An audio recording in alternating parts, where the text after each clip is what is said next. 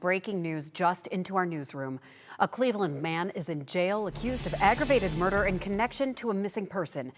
Cleveland police say they discovered human remains while searching the property of 59-year-old James Drahos.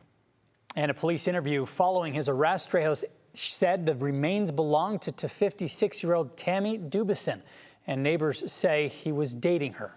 Our Annabelle Childers is live now in front of that property. Annabelle, we know we're just getting these new details in the last several minutes. What are you hearing? Yeah, guys, as you can imagine, this is very difficult for neighbors to take in. They watched yesterday as this area became a crime scene.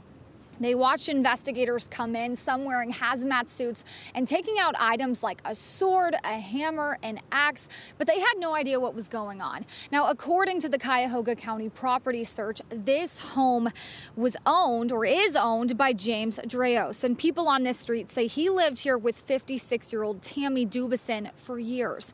According to the Cleveland Division of Police, Dubuisson was last seen on May 22nd, but her disappearance was not reported until June 19th. Court records show Drahos is accused of murder and abuse of a corpse for an incident on May 23rd. Now, it's unclear who made that missing persons report. One neighbor who was friendly with James and Tammy tells us she didn't know Tammy was missing. So you never heard anything from Jim saying, hey, I don't know where Tammy is, where did she go? No.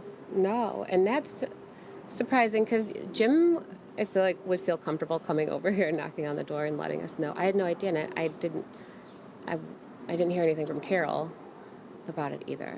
So that hasn't been the talk of the neighborhood that Tammy's missing? No, I had no idea.